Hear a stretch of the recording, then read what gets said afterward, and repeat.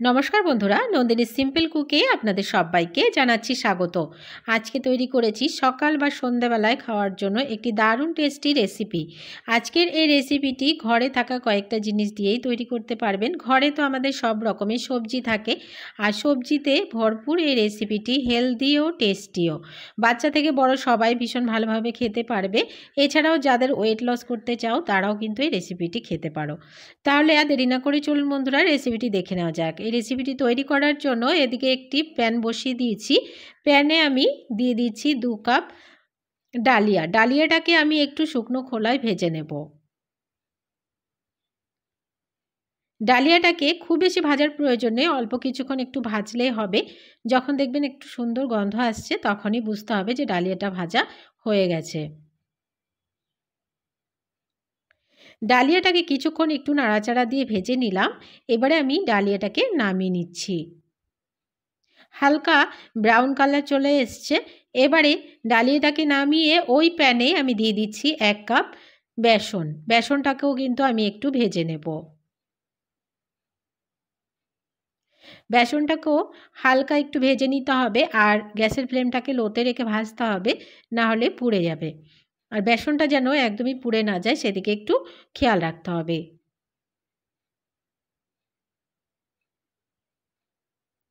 বন্ধুরা, তোমরা বললে হয়তো বিশ্বাস করবে না, আমার কিন্তু ওজন 80 কেজি ছিল, যেটা আমার ছোট বেবিটা হওয়ার পরে হয়ে গেছিলো। আমি কিন্তু এই ডালিয়ার এই রেসিপিগুলো ঘরে বানিয়ে খেয়ে খেয়ে অনেকটাই ওজন কমিয়েছি। এখন আমার ওজন হয়ে দাঁড়িয়েছে 64। এবারে এই বেসনটাকেও আমি একটু ভেজে নিলাম। ডালিয়ার বেসনটা ভাজা হয়ে গেছে, নামিয়ে নিচ্ছি। এবারে ডালিয়াটাকে মিক্সচার জারে দিয়ে আমি পাউডার করে নেব। ডালিয়াটাকে পাউডার করে নিলাম, তো দেখুন একদমই দানাদার নেই, পাউডার হয়ে গেছে। এবারে ডালিয়াটাকে একটা বোলে আমি নিয়ে নিচ্ছি।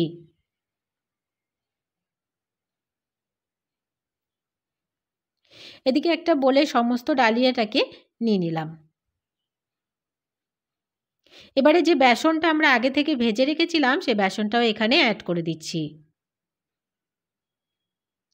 ডালিয়া আর বেসনটাকে এক জায়গায় নিয়ে এবারে ডালিয়াটাকে যে আমি ভেজে নিলাম, ডালিয়াটাকে আগে একটু ধুয়ে রোদে শুকিয়ে নেওয়ার চেষ্টা করবেন, তাহলে ডালিয়াতে ময়লা থাকলে সেগুলো চলে যাবে। এবারে এখানে দিয়ে দিচ্ছি স্বাদ মতো লবণ, দিয়ে দিচ্ছি 1/2 চামচ কাশ্মীরি লাল লঙ্কার গুঁড়ো, দিয়ে দিচ্ছি 1/2 চামচ গোলমরিচের গুঁড়ো, দিয়ে দিচ্ছি ছোটো 1 চামচ মেপে হলুদের গুঁড়ো, আর দিয়ে দিচ্ছি 1 চামচ চিলি ফ্লেক্স, আর দিয়ে দিচ্ছি 1/2 চামচ গোটা জিরে। এবারে এখানে বেশ খানিকটা আমি সবজি অ্যাড করব। দিয়ে দিচ্ছি একটা কুচনো পেঁয়াজ, পেঁয়াজটাকে একটু লম্বা করে কেটে নিয়েছিলাম, পেঁয়াজটা এখানে অ্যাড করে দিলাম।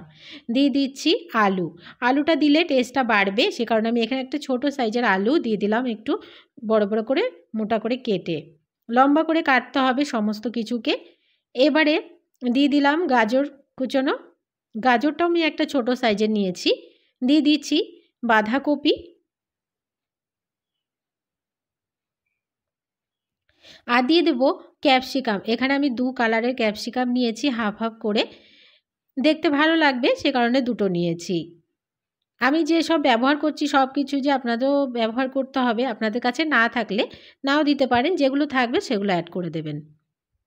এবারে অল্প পরিমাণে জল দিয়ে আমি মিশিয়ে একটা ব্যাটার তৈরি করে নিচ্ছি।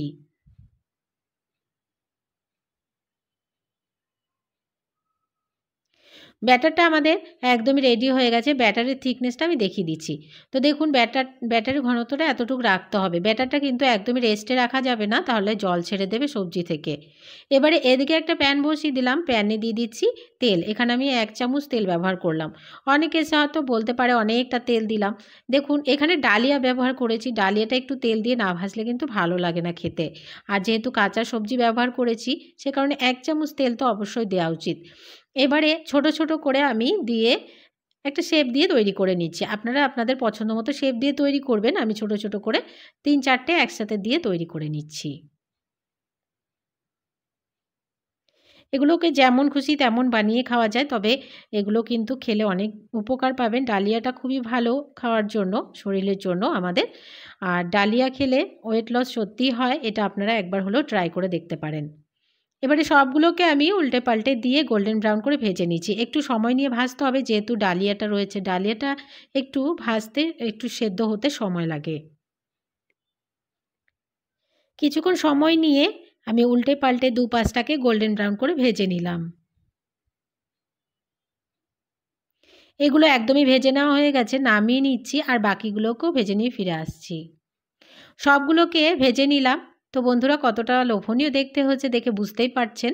আজকের এই রেসিপি ভালো লাগলে একটা লাইক করার অনুরোধ রইল, অনেক অনেক শেয়ার করে দেওয়ার অনুরোধ রইল। নতুন বন্ধু আমার চ্যানেলে যদি নতুন এসে থাকেন, আমার চ্যানেলটিকে সাবস্ক্রাইব করে আমার পাশে থাকার অনুরোধ রইল। আর পাশে থাকা বেল আইকনটাকে প্রেস করতে ভুলবেন না, এ ধরনের রান্নার নোটিফিকেশনগুলো সবার আগে আপনাদের কাছে পৌঁছে যাওয়ার জন্য। আর আজকের রেসিপিটি কেমন লাগলো কমেন্টস করে জানাতে ভুলবেন না। আর একটা কথা, কমেন্টসে আমাকে যারাই কমেন্টস করছেন, যাদেরই আমি দেখি যে চ্যানেল আছে, আমি তোমাদের সবার চ্যানেলকে সাবস্ক্রাইব করে দিই। আজকের মতন এখানে শেষ করছি। সবাই ভালো থাকবেন, সুস্থ থাকবেন।